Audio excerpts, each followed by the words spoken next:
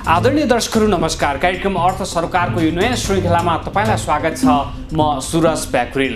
दर्शकहरू, निकटतम प्रतिद्वन्दी किशोर प्रधानलाई हराएर व्यवसायी चन्द्र ढकाल नेपाल उद्योग वाणिज्य महासङ्घको वरिष्ठ उपाध्यक्षमा निर्वाचित भएका छन् र अबको अर्को कार्यकाल उनी स्वतः अध्यक्ष हुनेछन्। कुनै पनि व्यवसायिक घरानामा जन्मिएर उद्योग सम्हाल्नु र गाउँबाट सहर छिरेर एउटा छुट्टै व्यावसायिक साम्राज्य बनाउनु फरक कुरा हो र व्यवसायी चन्द्र ढकाल तिनै सङ्घर्षशील पात्रहरूका प्रतिनिधि थिए, छन् र रहिरहनेछन्। यो मानेमा पनि आज हामी चन्द्र ढकाल को हुन्, उनले कसरी व्यावसायिक हैसियत बनाए वा व्यावसायिक सफलता प्राप्त गरे र चन्द्र ढकालबाट हामीले के सिक्न सक्छौँ भन्ने तथ्य प्रस्तुत गर्दैछौँ। र यो आजको कार्यक्रम समग्र व्यवसायमा सङ्घर्ष गरिरहेका सम्पूर्ण स्टार्टअपहरू र नेपालको व्यवसायमा केही छैन, केही भएन, हामी गरिबहरूले कहाँबाट पैसा पाउनु र व्यापार गर्नु भन्नेहरूका लागि एउटा उदाहरण बन्न सकोस् भन्नका खातिर प्रस्तुत गरिरहेका छौँ। सुरुमा हामी प्रस्तुत गर्छौँ व्यवसायी चन्द्र ढकाल को हुन् र अहिले उनको नेतृत्वमा कुन कुन कम्पनी सञ्चालन भइरहेको छ। नेपालको व्यवसायमा छुट्टै साम्राज्य खडा गरेका चन्द्र ढकाल को हुन् त? व्यवसायी चन्द्रप्रसाद ढकाल अर्थात् नेपाल उद्योग वाणिज्य महासङ्घको वरिष्ठ उपाध्यक्ष र आउँदो कार्यकालका लागि स्वतः अध्यक्ष। एक परिचित उद्यमी ढकाल आइएमई लिमिटेडका अध्यक्ष हुन्। नेपालको निजी क्षेत्रको सबैभन्दा ठुलो बैंक ग्लोबल आइएमई बैंकका समेत अध्यक्ष रहेका ढकालले अटोमोबाइल, ब्याङ्किङ तथा वित्तीय क्षेत्र, ऊर्जा, विप्रेषण, पर्यटन जस्ता विविध क्षेत्रमा लगानी गरेका छन्। IME limited, global IME bank, IME automotives private limited, IME oxygen private limited लगायत दर्जनौं कम्पनीहरूको स्वामित्व बोकेका ढकालकै नेतृत्वमा चन्द्रगिरी हिल्स लिमिटेड समेत सञ्चालित रहेको छ। समग्रमा नेपाली व्यवसाय क्षेत्रमा एक उग्र तारा हुन् ढकाल। काम प्रतिको लगनशीलता, जोखिम मोल्न सक्ने क्षमता, मिलनसारिता जस्ता विशेषताले ढकाललाई आजको स्थानमा पुर्याएको छ। कार्गो व्यवसायबाट व्यावसायिक यात्रा सुरु गरेका ढकाल आज दर्जनौं कम्पनीका मालिक मात्र छैनन्, नेपाली अर्थतन्त्रको महत्त्वपूर्ण खम्बाको रूपमा पनि उनको नाम नेपाली व्यावसायिक क्षेत्रमा सुनौलो अक्षरले लेखिएको छ। पिता हिरण्य ढकाल र माता जानुका देवी ढकालको सुपुत्रका रूपमा हालको गण्डकी प्रदेशमा रहेको बागलुङ जिल्ला अमलाचौरमा जन्मिएका ढकालले त्रिभुवन विश्वविद्यालयबाट स्नातकोत्तरसम्म अध्ययन गरेका छन्। अत्यन्तै न्यून आर्थिक पृष्ठभूमिबाट आएका व्यक्ति चन्द्र ढकाल वित्तीय क्षेत्रमा मात्र होइन, जलविद्युत उत्पादन, सूचना प्रविधि, ट्राभल्स एन्ड टुर्स, सवारी साधन बिक्री, केबुल कार लगायतका क्षेत्रमा अब्बल ठहरिएका छन्। लगभग शून्यको पृष्ठभूमिबाट आएका ढकाल अहिले अरबौंका मालिक मात्र छैनन्, दामसँगै उनीसँग प्रतिष्ठित छवि पनि रहेको छ। आम मानिसबाट कसरी कोही एक सफल व्यवसायी बन्न सक्छ भन्ने तथ्यको उदाहरण बनेका छन् चन्द्र ढकाल। नेपाली व्यापार व्यवसायको दुनियाँमा एक ओजिलो नाम मात्रै होइन, नेपाली अर्थतन्त्रको खम्बा समेत हुन् चन्द्र ढकाल। गाउँको एउटा सामान्य परिवारको छोरा कसरी अरबौंको मालिक बन्न सक्छ भन्ने तथ्यको स्पष्ट प्रमाण हुन् चन्द्र ढकाल। सफल व्यापारी बन्न वा ठुलो व्यवसायको मालिक बन्न वा सफल उद्यमी बन्न उद्योगपतिकै छोरा वा छोरी हुनु पर्दैन भन्ने कुराको ज्वलन्त प्रमाण हुन् चन्द्र ढकाल। र त चन्द्र ढकालको व्यावसायिक यात्रा र उनको सफलता हरेकलाई प्रेरणा दिने खालको छ। र दर्शकहरू, गाउँबाट पढ्नका लागि सहर छिरेको एउटा केटोले यति धेरै वा यति ठुलो व्यापारको साम्राज्य खडा गर्यो, यो चान्चुने विषय हुँदै होइन। न चन्द्र ढकालसँग धेरै सम्पत्ति थियो, न चन्द्र ढकाल कुनै व्यापारिक घरानाका छोरा थिए, तर उनले आफ्नै सङ्घर्षले व्यापारको एउटा महल बनाए, व्यापारको एउटा साम्राज्य बनाए, व्यापारको एउटा दरिलो खम्बा बनाए र दिए योगदान यो देशलाई, यो अर्थतन्त्रलाई। प्रसङ्ग जोड्नेछौँ विश्रामपछि।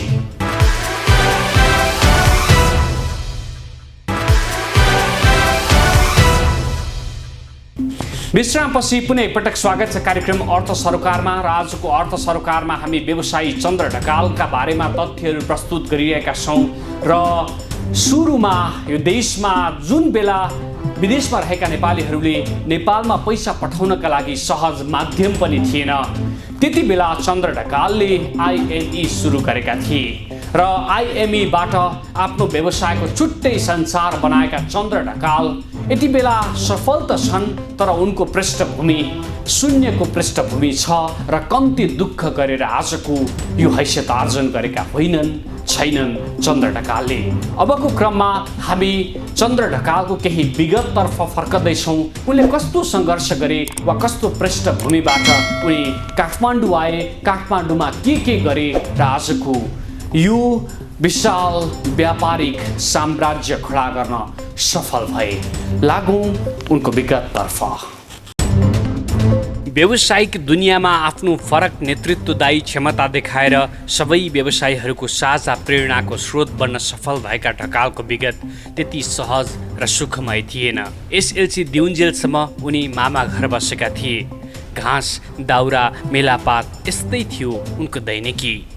डोको नाम्लोसँग वर्षौँसम्म मितेरी गाँसेका उनी चोया काटेर डोको बुनेर नाम्लो बुनेर हुर्किएका व्यक्ति हुन्।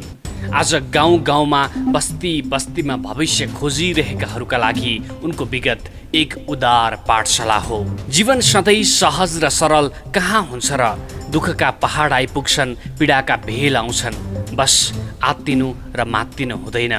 यही तथ्यका साक्षी बनेका ढकालको जीवनमा पनि त्यस्तै पीडा थुप्रै पटक आयो। SLC परीक्षा नजिकिँदै गएका बेला बाबाले संसार छोड्नुभयो। आफू कलिले उमेरमा रहँदा बाबा बित्नु भएपछि त्यसको प्रत्यक्ष असर पढाइमा हुने नै भयो र त SLC को नतिजामा उनी पहिलो पटक पास हुन सकेनन्। तर पनि जीवनसँग कहिल्यै नहार्ने ढकालले मौका परीक्षा दिए र लागेको अङ्ग्रेजी विषय कटाए। त्यसपछि थुप्रै सपनाहरू बोकेर उनी काठमाडौँ आइपुगेका हुन्। विक्रम सम्वत 2040 सालमा फेल भएको SLC को रिटोटलिङ गर्न पहिलो पटक काठमाडौँ आएका उनलाई आफ्नै गाडी चढ्ने मानिसहरू देखेर अचम्म लाग्थ्यो। काठमाडौँका मानिसहरू साह्रै धनी हुन्छन् भन्ने लाग्थ्यो उनलाई। 2041 सालमा काठमाडौँ आउँदा 3500 रुपैयाँ जति थियो उनको खल्तीमा। काठमाडौँको मैपीमा आफ्नै काका र मामाका छोराछोरीसँगै बसेर पढेका थिए ढकालले। दुखीलाई भगवानले पनि पटक पटक परीक्षा लिन्छन् भने जस्तै उनको जीवनमा पनि त्यस्तै भयो। दोस्रो श्रेणीमा SLC पास गरेपछि काठमाडौँमा उनी एउटा निर्माणाधीन घरमा मामाहरूसँग डेरा लिएर बसेका थिए। त्यो घरमा वायरिङसम्म पनि भइसकेको थिएन। एक दिन चोर घरभित्र पसेर उनले कलेज जान किनेको लुगा, ब्याग, पैसा सबै चोरिदिएछ। भोलिपल्ट त लगाउने लुगा समेत भएन उनको। त्यति बेला उनलाई जीवनमा सर्वस्व नै गुम्यो भने चाहिँ लागेको थियो। नलागोस् पनि किन, थुप्रै सपनाहरू बोकेर काठमाडौँको खाल्डोमा आइपुगेको एउटा केटोका लागि केही पैसा, आफ्ना लुगा र ब्याग सर्वस्व नै थियो सायद। आफूलाई पाल्ने जागिर भए म खुसी हुन्छु भन्ने थियो उनलाई। आइकम पढिरहेका बखत पेप्सी कोला कम्पनीमा सानोतिनो जागिर पाए उनले। काठमाडौँमा जागिर नखाई बस्न गाह्रो भएका बेला सानै भए पनि त्यो जागिरले उनलाई ठुलो राहत दियो। पढाइमा निकै मेहनत गरे उनले।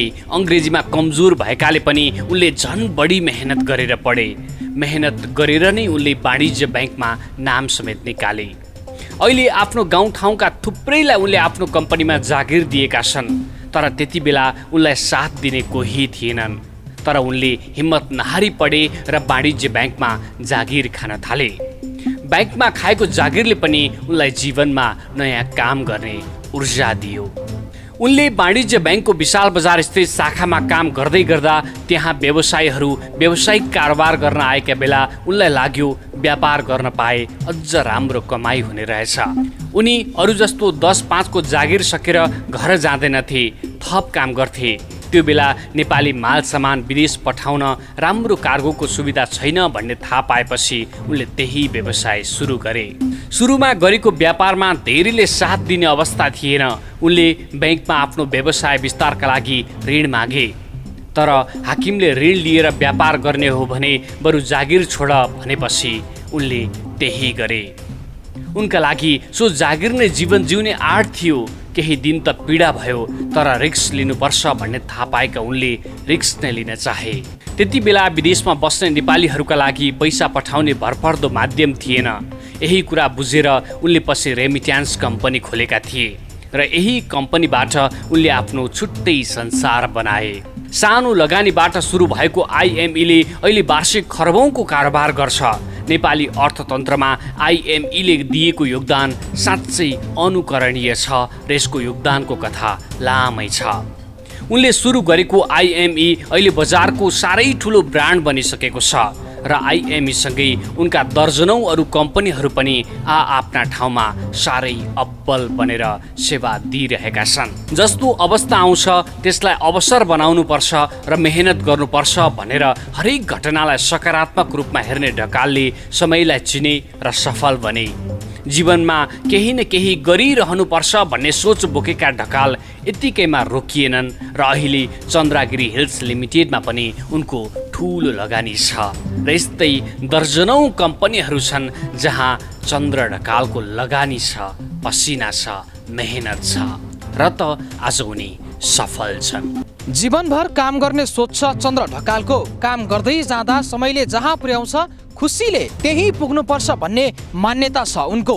काम नगरी बस्न नै सक्दैनन् ढकाल र उनको यही बानीले उनलाई अहिले सफल बनाएको छ। एक सफल उद्योगी मात्र होइन, उद्योगीहरूको नेता बनाएको छ। र दर्शकहरू, चन्द्र ढकालको यो व्यावसायिक जीवनबाट हरेकले सिक्नुपर्ने पाठ यही हुन सक्छ कि आत्तिनु हुँदैन, मात्तिनु हुँदैन, सफलता जरुर मिल्नेछ।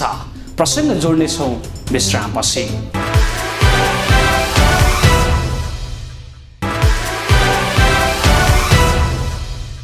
विश्रामपछि पुनः एकपटक स्वागत छ कार्यक्रम अर्थ सरोकारमा।